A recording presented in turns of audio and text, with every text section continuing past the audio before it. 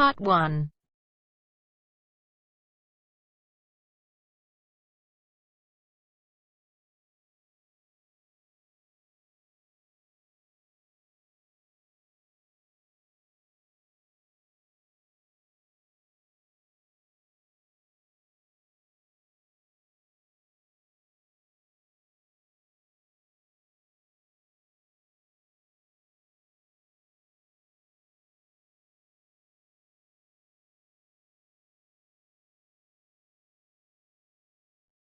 You will hear a conversation between Cindy and Bob. First, you have some time to look at questions 1 to 10.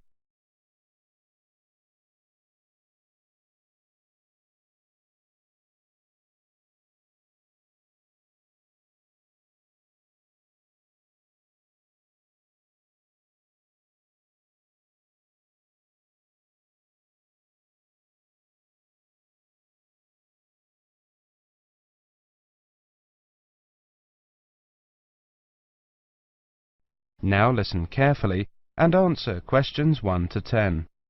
So, Bob, how many people have said that they're coming on the company picnic? Well, Cindy, we've got 35 definites and another 10 probable. Shall we say 50? I think so. And we've fixed the date for... The 26th, the last Sunday in August. Great. I hope the weather's good. Should be. Now, we have to decide where to order the food from and what kind of things we want. Right. What's our budget? We've decided to go for £10 a head for food and £5 a head for drinks. OK, I got some pamphlets from caterers. What do you think? The most important thing is to make sure that there's a variety of food. We don't want people complaining that they don't like anything. We also don't want food that could deteriorate in the sun. Ice cream, that kind of thing. You've seen these pamphlets. What do you think? Well, I thought Paris Kitchen looked good. The price almost exactly meets our budget, and they seem to have a good variety. I don't know. A friend of mine used them for her company and wasn't impressed. Really? What exactly didn't she like? Well, the food. She said the food was good, but not quite the variety they'd expected. The drinks included some wine, which was apparently not very good. Oh, well, perhaps we need to consider this one, company caterers. Looks a bit pricey. Mind you, I've heard that they are very good. Let me check the price. Yes, £12 a head for food. That's more than our budget. Do you think we could get a discount? Let's see if it says anything in the pamphlet. Yes, they do offer a discount for groups of more than 30. 10%. Does that help us? 10% off £12. It's still more than we budgeted for. Hey, look at this one. Celebrations. It's a new company. I asked a few people about them, but no one has any ideas. Well, let's see. £9 a head for food and £5 a head for drinks. That's fine. What kind of food do they have? It says here that they just provide cold meals for picnics. Well, that's okay. And they include vegetarian dishes. We do have some vegetarians to take into consideration. Well, it looks good to me. The only problem is their lack of experience. I mean, it's a bit of a risk, isn't it? Yes, if the food's no good, we'll look incompetent. Ah, look here. It says that we can visit their premises and try some of the dishes they offer. You mean we might get a free lunch? Shall we call them and arrange to go and see them? OK, which day? How about tomorrow? No, we've got that meeting. The day after tomorrow, Thursday. Good. Time? 11? Good. Right, what's their phone number? 28653479. We also need to ask them whether they can deliver straight to the picnic site, don't we? Yes, I don't think that'll be a problem though. I mean, it's on the outskirts of the city, but it's not too far away. Does the price include delivery? It doesn't say, but the other companies include it, so they should. If they don't, our budget still allows us to pay a small fee. That is the end of part 1. You now have half a minute to check your answers.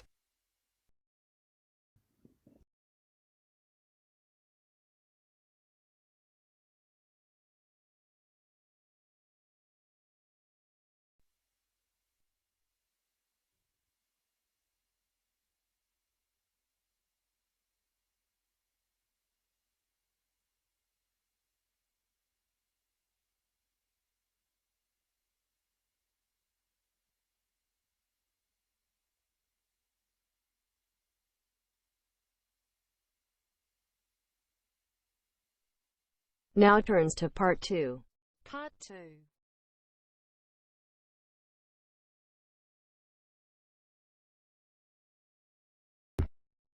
You will hear a presentation on advice on legal matters.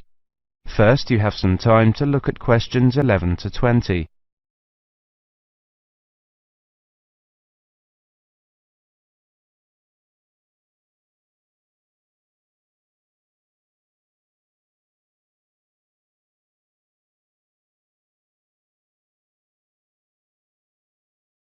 Now listen carefully and answer questions 11 to 20. Good afternoon, everybody. My name is Sally Miller, and I'm here to offer you some advice on legal matters whilst you are studying at this university. Happily, most international students complete their courses without running into any serious legal problems. But if you do find yourself involved in a legal dispute of any kind, ask for help. There are two options. First, contact the students' union or welfare officer. Even if they cannot help you directly, they should be able to advise you where to go for help. The second possibility is to contact the Citizens Advice Bureau in your area. You can find them in the local telephone directory.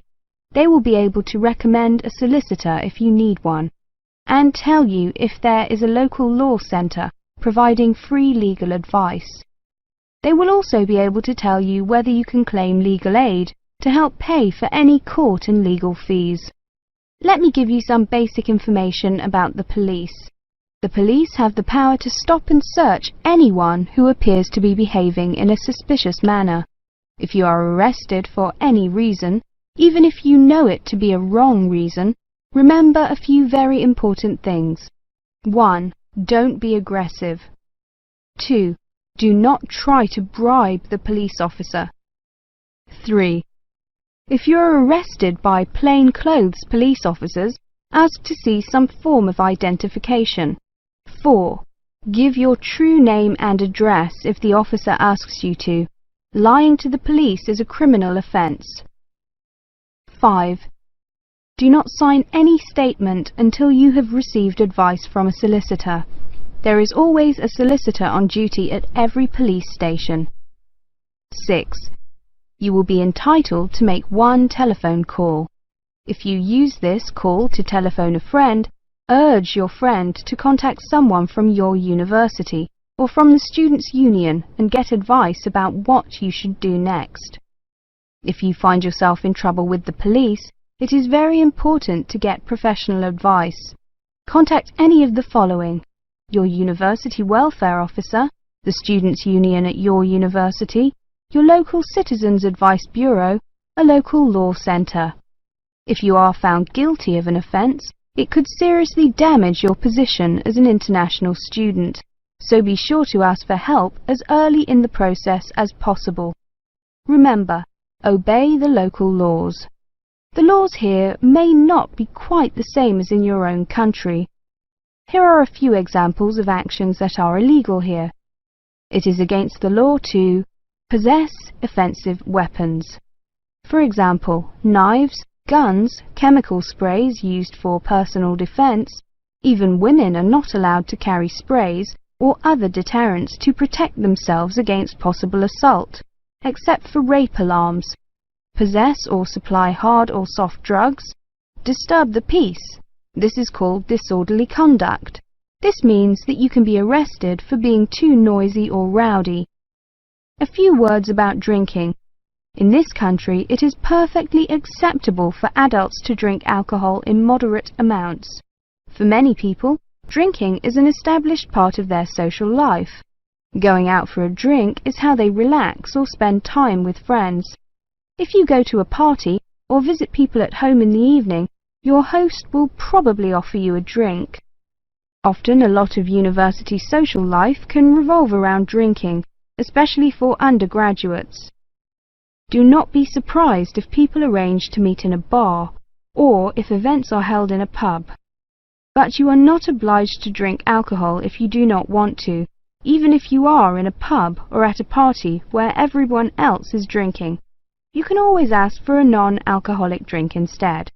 And If you feel uncomfortable going to places that serve alcohol, explain this to your friends. There are lots of other places where you can meet. If you do choose to drink, remember that you should never drive a motor vehicle after drinking alcohol. It is dangerous, and the police can impose serious penalties on you. Also, remember that being drunk in public is not acceptable either, and the police can arrest you for it. Drugs and alcohol can cause serious problems. Let me repeat that in this country it is illegal to use drugs, except under medical supervision. But if you do use illegal drugs and you develop a problem, there are organisations you can contact. Contact your students' union or your student counsellor. Anyone over 18 years old can legally buy and consume alcoholic drinks in this country. But if you think you might be drinking too much, get help and advice from your student counsellor or your doctor.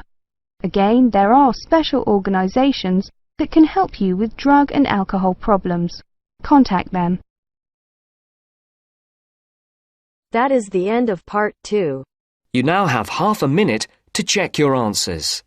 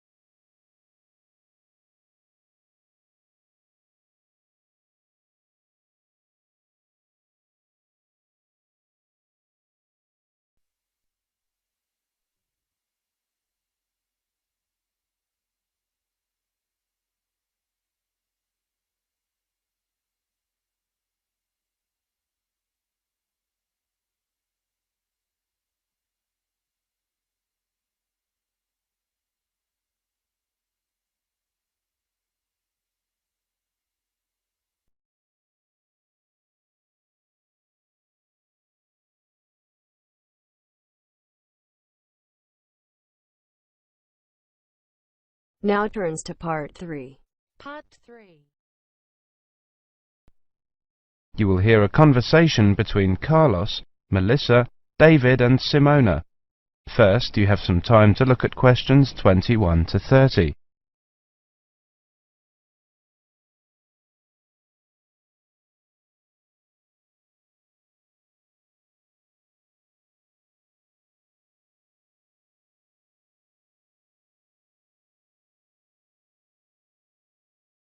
Now listen carefully and answer questions 21 to 30. Okay, everyone. Let's look at what presentation tips we come up with for our next seminar, Melissa. Okay, here's my first tip. Show up early. Some experienced presenters say that something good is bound to happen. I'm not sure about that, but... Well, you may have a chance to head off some technical problem.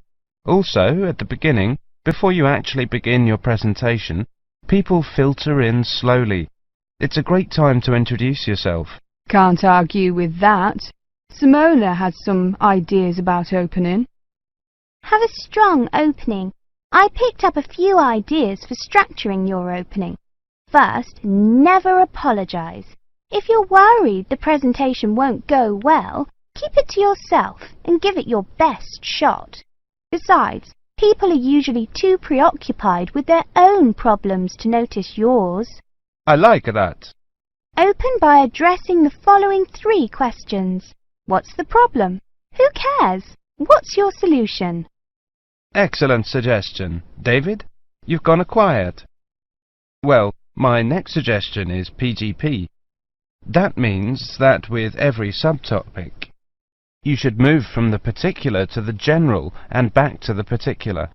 Even though the purpose of a subtopic is to convey the general information, bracing it with particulars is a good way to draw attention and promote retention. I've got another one. This might not be a tip so much as a law. Give everyone at least one piece of paper. A piece of paper is a record from your presentation. People can use that to help recall the details of the presentation, or better yet, to tell others about it. The next tip I have is know your audience. This is, of course, a general piece of advice for public speaking. See if you can find out what styles of information or presentation they are most familiar and comfortable with. Adapting your presentation to those styles will leave fewer barriers to the direct communication of your material. I like that idea. We mentioned possible technical problems before. My next point is that maybe speakers should rethink the overhead projector. Is one really necessary? I think that often is, but I agree with your basic point, Simona. Don't use one just because it's there. Maybe a good tip is to consider carefully what you're putting on your slides. Yes, David, that's a very good point to make. Slide content is, well, you don't want too much, too little. Carlos? Good point, both of you. Another point I have is to respect the audience. Don't condescend by dumbing down your lecture. Show them respect by saying what you believe and what you know to be the whole story. I also have a point about humour. I think that humour is generally good, but be careful with it. Humour in a presentation works best when it actually drives the presentation forward. If you find you're using canned jokes that don't depend on the context of the presentation, eliminate them. David? Maybe, Melissa, but always be very careful about jokes that put down a class of people. If you're going to alienate your audience, do it on the merits of your content. Also, avoid masculine or even feminine pronouns as universals. It can be a nuisance to half the audience. As universals, use the plural they. The Oxford English Dictionary has allowed they as a gender-neutral singular pronoun for years. Thanks, Simona. Thinking towards the end, take care with the questions. Many people judge the quality of your talk not by the 20 minutes of presentation, but on the 30 seconds you spend answering the question. Be sure to allow long pauses for questions. 10 seconds may seem like a long pause when you're at the front of the room, but it flows naturally from the audience's point of view. Let people know you believe your material. Speak with conviction. Believing your subject matter is one of the best ways to speak more effectively. Finish early, and something good is almost bound to happen. If nothing else happens, people will be able to leave early, and suddenly they'll have an extra couple of minutes to do things they didn't think they'd get to. People will really like you if you do that.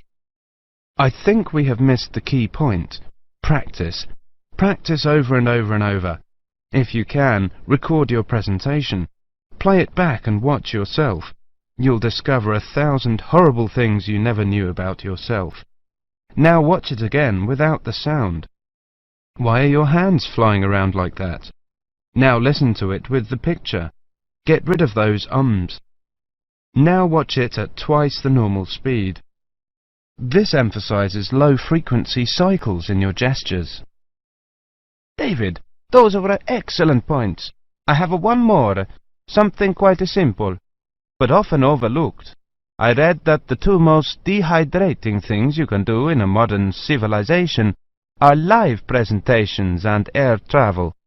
I don't know if it's really true, but the message is that the way to stay sharp is to drink lots of water. Take care of your body, especially your voice. If possible, avoid alcohol too. So, we've got to organise these points now.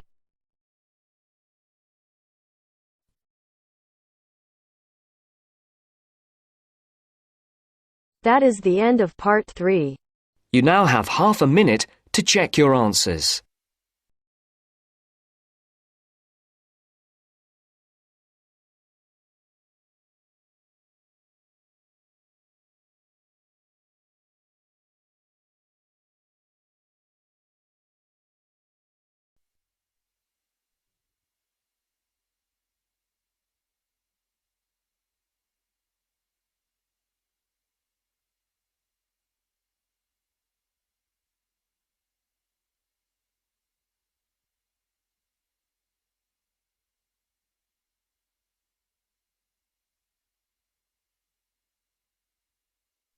Now turns to Part 4.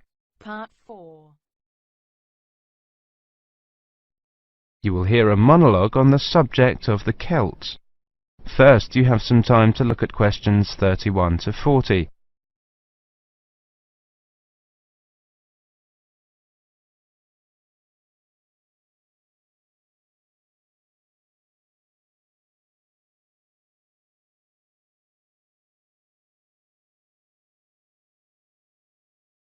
Now listen carefully and answer questions 31 to 40. Welcome to this introductory lecture on the Celts. Who were the Celts? The Celts were an Indo-European group, that is, related linguistically to the Greeks, the Germanic peoples, certain Italic groups and peoples of the Indian subcontinent.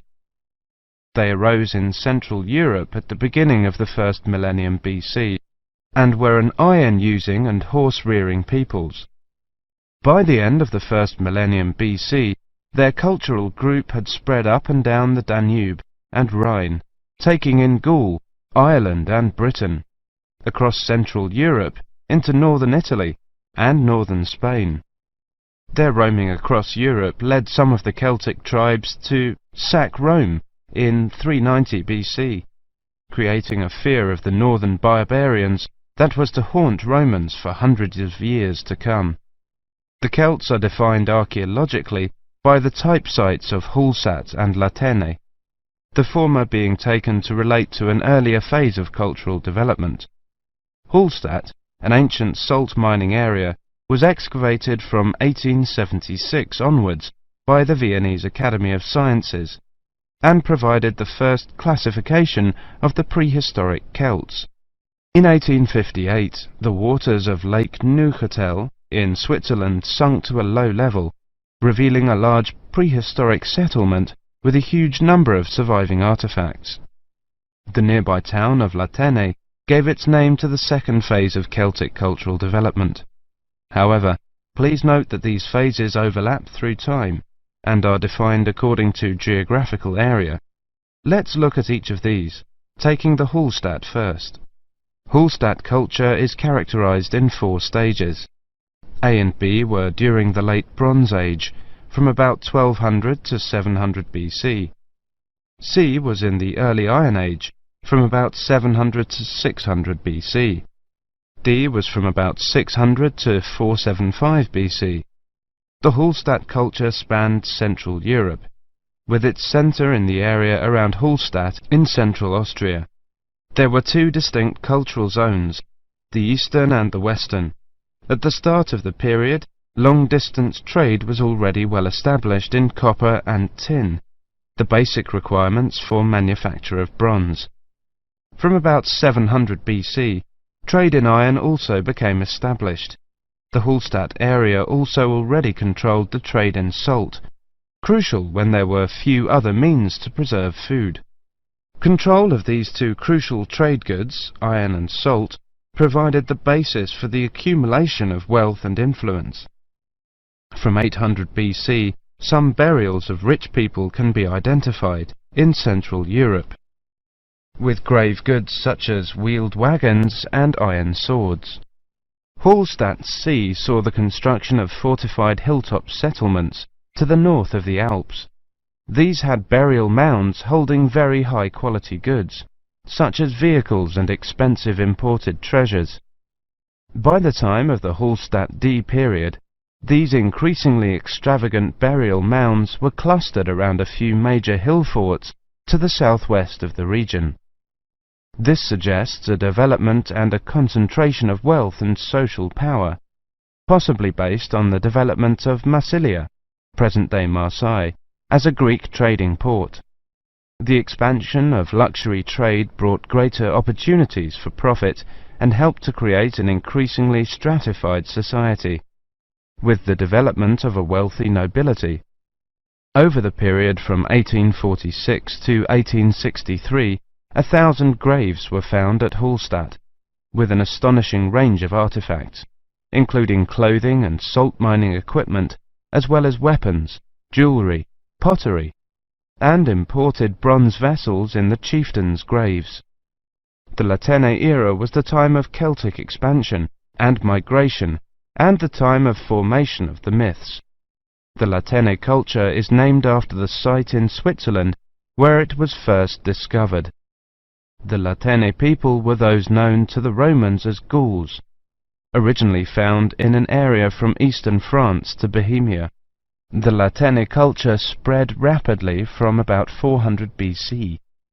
The Laten Celts settled in Spain in 450 BC, in northern Italy in 400 BC, invaded Rome in 390 BC, invaded Greece in 279 BC, invaded Galatia in modern Turkey in 270 BC.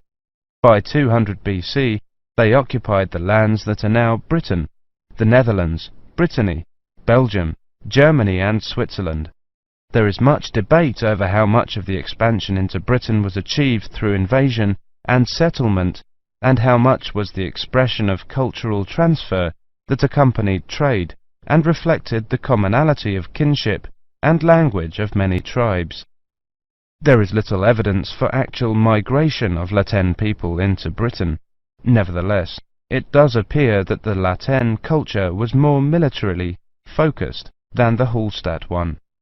The Laten graves across Europe hold iron weapons, swords and spearheads, and wooden shields, as well as everyday items such as razors, yokes, cauldrons and jewellery. That is the end of part 4. You now have half a minute to check your answers.